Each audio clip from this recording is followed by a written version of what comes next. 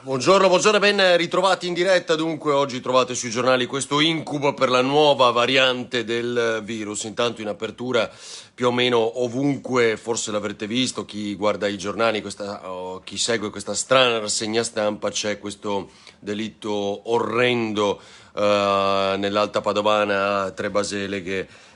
Come ogni omicidio, ma qui questo padre che ha ucciso i due bambini e poi si è suicidato. Tutti i giornali danno una ricostruzione ovviamente di quanto avvenuto senza una spiegazione, dopo una separazione, ma qualcosa di veramente dolorosissimo. Scoperto nella giornata di ieri. Va bene, vediamo alle cose che sono accadute. Oggi è il 21 dicembre, c'è la nuova variante del virus, davvero ormai sembra, non lo so, non c'è mai la possibilità di uscire da questa agonia che ormai da quasi un anno ci ha investito, perché il 21 febbraio, cioè ormai è finito dicembre, finirà con questo, ciao Dino, buongiorno, finirà con questo vaccino day a favore di telecamere e poi sarà praticamente quasi un anno. Luigina, bentrovati a tutti. Quindi danno delle ricostruzioni un po' tutti i quotidiani. Ci sono ancora interviste al professor Palù, così come altri, ciao Giusy da Trieste, ad altri virologi sui quotidiani di oggi. Guarda, adesso vi dico due, ne cito soltanto due, ciao Christian, soltanto per farvi capire che ancora una volta anche su questo e sulla variante riescono a volte a dire due cose completamente diverse tranne una. Sono d'accordo su tutto, che il vaccino ha effetto anche su questa variante. È chiaro che poi di questi, conoscendolo personalmente, avendo cercato di coinvolgerlo per questa sera Ring su Antena 3 alle 21:15, di questi io seguo magari forse con maggiore attenzione il professor Palù. Vediamo se stasera ci aiuterà Ring a capire che cos'è questa nuova variante. Ricciardi, Gazzettino di oggi, Messaggero e via dicendo. Gli inglesi sapevano da settembre, non ci hanno avvertiti, adesso lockdown. Cioè, cosa vuol dire? Che praticamente queste 23 cambi di sequenza in realtà poi sono 3 mutazioni. Le mutazioni in questi mesi sono state tante. Vediamo se riusciamo, se siamo ancora in diretta. Le mutazioni ci sono, l'abbiamo ben capito. Questa sarebbe una ben più grave perché porta a una maggiore infezione e diffusione fino al 70% perché agisce nella mucosa nasale, la proteina spike. Ciao Antonella, buona giornata a tutti. E quindi c'è questa diffusione maggiore. Ieri hanno già individuato, prima in Olanda, poi non so dove ancora, ma il fatto che ovviamente il virus è anche in Italia. Questa variante era facilmente immaginabile, già una persona ricoverata al Celio a Roma, poi però anche i voli sono stati sospesi, ma nel tempo in cui si sospendevano i voli per quelli che già stavano arrivando, si erano preparati laddove non c'erano i tamponi per le persone in arrivo da Londra, a Ronchi, quindi ieri, ci ha fatto sapere ieri sera l'assessore Riccardi del Friuli Venezia Giulia, è stato trovato un positivo, così come uno a Fiumicino anche, quindi di rientro di questi voli da Roma, altre positività, non si sa ancora se di questa variante, ecco, per essere un po' chiari. Palù invece sul gruppo Gedi, a differenza di Ricciardi che dice, vi ricordo, gli inglesi sapevano da settembre, non ci hanno avvertito, questa cosa è grave, adesso bisogna fare per forza il lockdown. A Londra girano senza mascherina, sì, questo è vero, Antonella, e l'abbiamo visto più volte, l'abbiamo detto più volte, e questo è culture diverse ci hanno spiegato, ma in realtà ovviamente l'attenzione deve essere per tutti.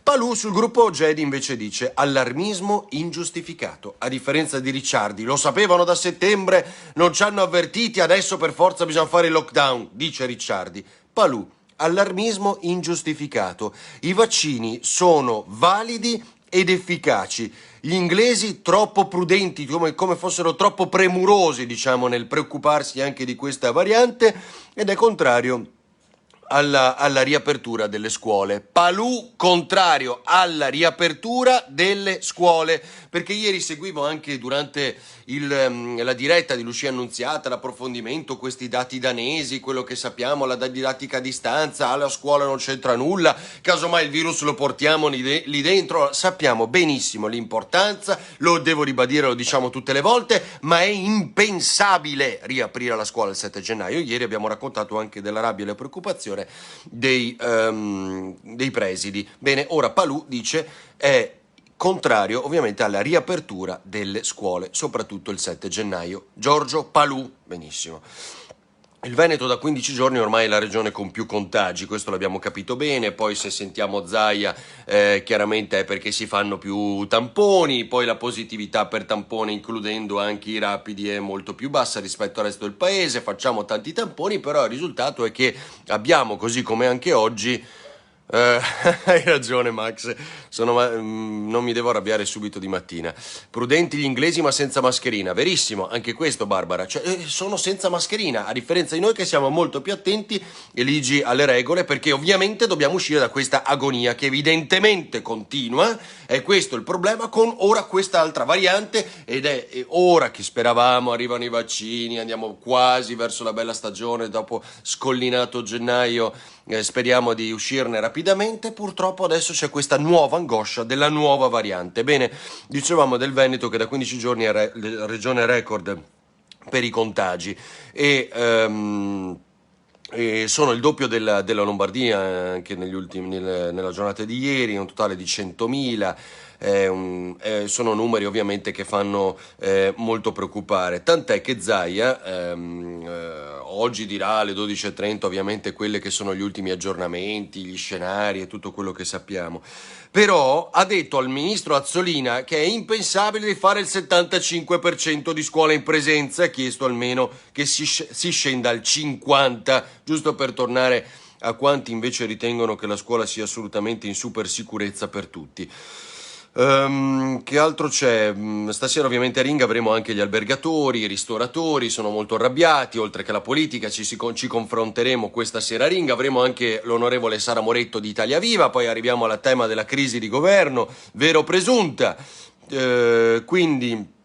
perché c'è Ettore Rosato che ha detto che il Premier ha perso fiducia, o si decida o il governo ormai è finito, insomma, quindi è un momento di alta tensione. Sul recovery accelera, e allora accelera praticamente accettando tutto, quasi nell'accettare tutto cosa fa? Svuota Renzi delle sue pretese, allora vedremo davvero che cosa succede almeno al termine di questa giornata e lo commenteremo a Ring. Due flash ancora su Zaia, minacce ovviamente, l'abbiamo raccontato ieri, solidarietà da parte di tutti, anche il patriarca di Venezia. Volevo citarvi le parole di Villanova, non mi ricordo se è Villanova o Ciambetti, che parla di disadattati a manifestare, non è questo il modo, insomma, ovviamente spiega anche che è un governatore che invece è andato a battagliare con Roma sull'autonomia, esattamente il contrario di quello che quelle persone, alcune di quelle che manifestavano, hanno sostenuto.